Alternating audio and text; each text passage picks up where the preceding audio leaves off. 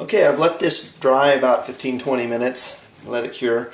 Now I need to sand this Bondo or this polyester glazing putty that I put on there and sand it all down so it makes it a smooth, even surface. And how to do that and how to get that straight, I found a couple ways that work really good. One of them is the method that I showed you before with just my Bondo spreader with a piece of, I use 150 grit sticky back DA paper because it just kind of sticks onto it and makes a nice little working thing.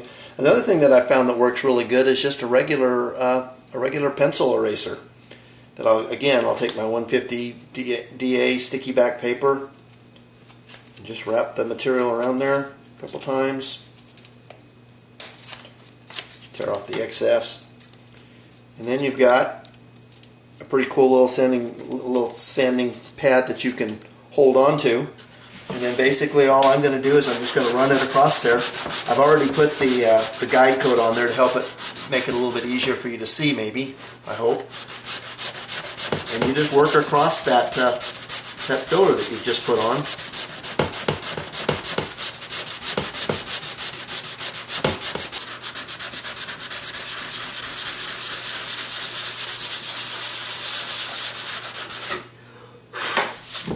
So if you look at what you're left with here, you know, this area, let's see if I can bring this in a little bit more.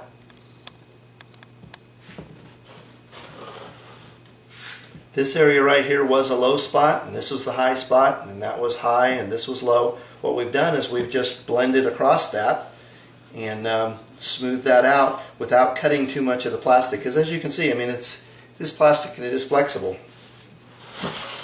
Up in this area up here by the window, didn't quite get it sanded where we got all the guide coat out of it. Try and keep your sandpaper clean. Work that area down. Doesn't really matter if you go across the seam. What is a drag is if you fill that seam up with Bondo or with the filler, because then you will have to clean it out if you want to keep the body seam around there.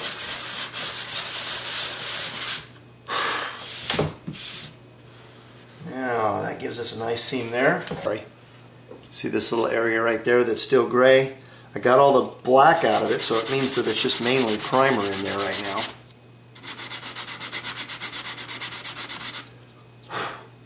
So that's good. The top's good.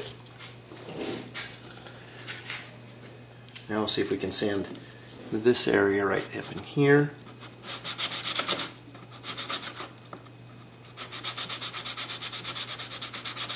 For me, this is going to be easier if I use my Bondo spreader because it's a sharp edge and get down in that a little better.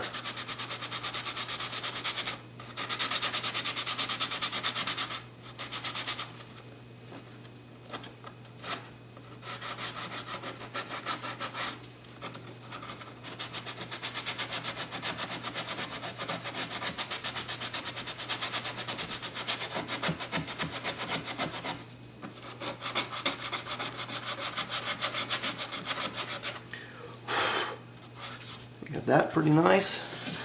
Then we flip it over and we've got this area that's the underneath in the diffuser. Now that's going to be easier for me to get into with my other sponge because I got something to hold on to. Again, we're just going to work that filler that we just put in there down. Feather out the edges. I'll go ahead and sand this whole little area down in here. And how much you spread it, how much you know, how detailed you want to go, that's sort of like your car. You can go crazy if you want, or you can get it just good enough for whatever makes you happy. I prefer to work on my real GTM as opposed to sanding these out, so you're going to get a really good job, but I'm not going to spend 3 days working on it. There's always a little nipple right here that's something that's in the mold that you need to sand out. Sand this little area here. Sometimes it has some little bubbles in there that you've got to fill up with the glazing putty. This one turned out really good. Got a little wave right here. I'm going to take out with the, try and sand it out. Yeah, I think I can get it. Like I said, you can sand into the plastic, but you've seen that they're hollow, and you run the chance of sanding through them if you sand too much. Okay, then that brings us around to the front. This is probably the hardest spot to sand, probably the one that I try to keep my best sandpaper for, even though I already sanded the back and I shouldn't have. This area right in here is the toughest to sand because you've got this little rise right there trying to get in your way the whole time. And one thing you want to be careful of is when you come back here, there is the wiper hump back here. This is a Gen 1 car, so there's a wiper hump back here, and if you start sanding in here too hard, you're going to wipe out that little wiper bump. So try to keep your sandpaper down in this area here and work diagonally across this seam. Trying not to hit that little riser spot there too much, because you can sand that off too. And try to blend that side in.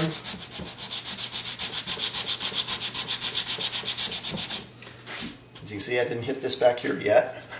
Hope I don't. Then I come down here and I work this side down.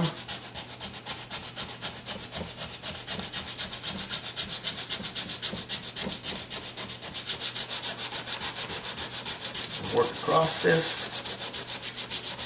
Hopefully we put enough filler in there that we can get this all worked out in one application. If not, sometimes you have to put a second little coat of filler in there to fill up what you miss on this one. And it looks like I might have to do that on this.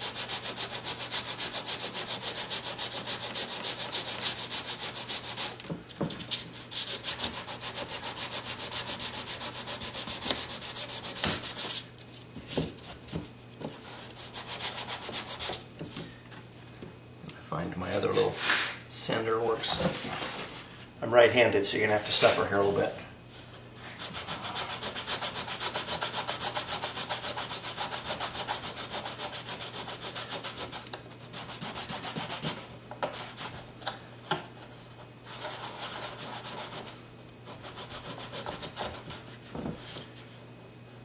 Yeah, it feels pretty good. I'm going to clean up this little edge around this little guy.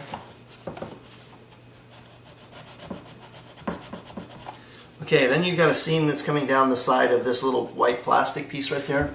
You can be pretty assured that that's solid plastic, so what I do is I sand that out of the actual top plastic and roll these two corners down just a little bit to blend that seam in.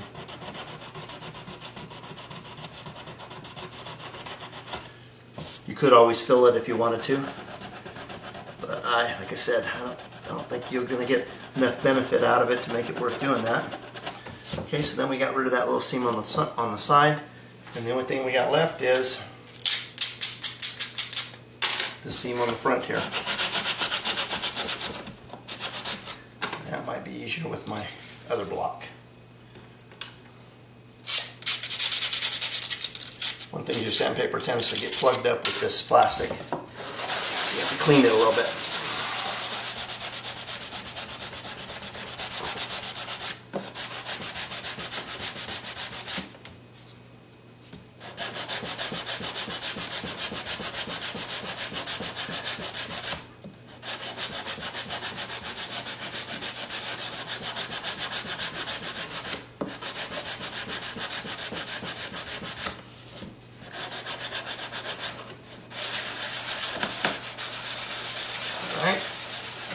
Then we got that seam fixed. Then we got to work on these seams that are down inside the front grill area.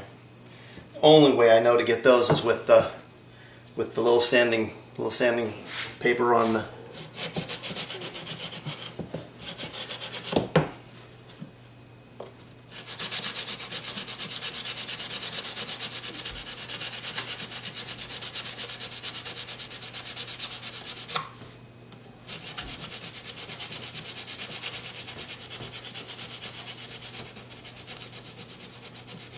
all the guide coat off. Smooth that out in there. That looks pretty good, feels good. And a little more right there.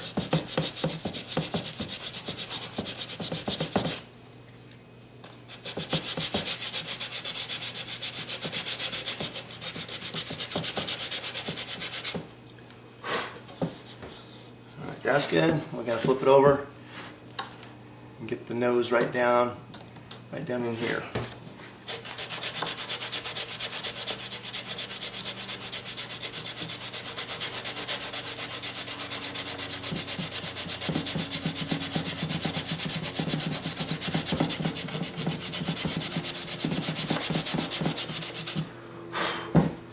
That feels good. Sand the little nose right here.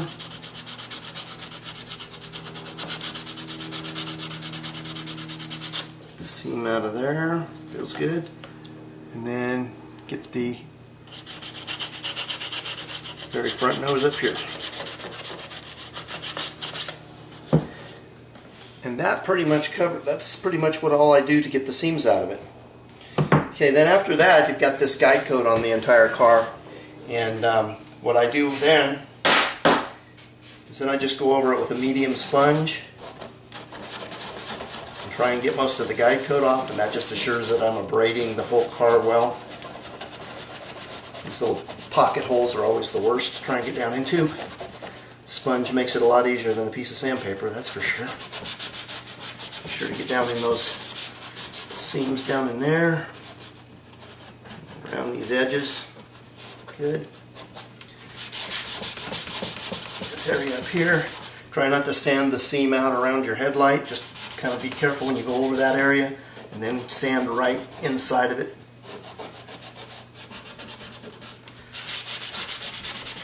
Get this side out. Now you can block sand the whole car if you want. I think that it's pretty straight, but blocking it definitely wouldn't hurt. You've got that desire to do that. What I'll usually do is try and, if I wanted one that was going to be a show car quality, I'd probably do it like this and then paint it and then sand the painted car, because that would truly show you where all the imperfections were, and then just sand it out of the paint and then just repaint it. I mean, you're looking at probably $30–40 worth of materials, but that first coat of paint seals everything down real well and shows you any of the imperfections. And I just sand the whole car with a medium sponge. Again, on the windows, be careful you don't sand too much of the detail out of the corners. But you do need to get down into the corners, and the sponge again makes that much easier than a piece of sandpaper. And all we're really trying to do now is just take the guide coat off, that light guide coat that we sprayed, and that will just show us, not because I'm worried about the guide coat, but because it gives us, make sure that we've abraded everything correctly so that the paint will stick. One good thing about this primer is it's a very open-celled primer, so even if we don't really get everything, chances are a sealer is going to seal down into it, and it will be fine. But let's do the best that we can. Let's give it every chance of success that we can.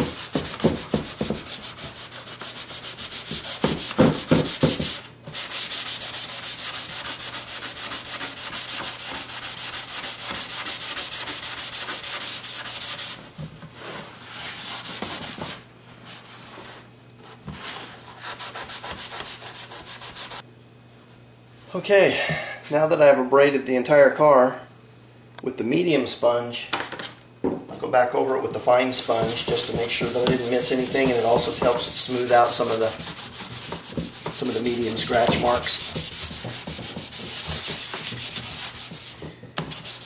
Fine sponge is actually smooth enough to go ahead and do your painting over, so we're just going to do a quick run over on this. And then we're going to show you how to fix that corner by the fog light.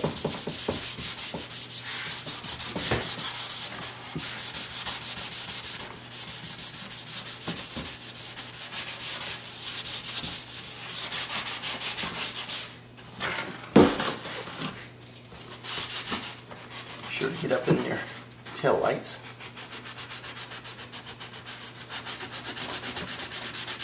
Some of these little fine detail areas you want to be really careful with your medium sponge, because you'll tear the detail out on it. Fine sponge is a little better for those areas.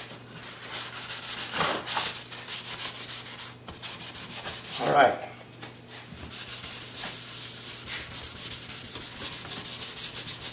Looking really good here.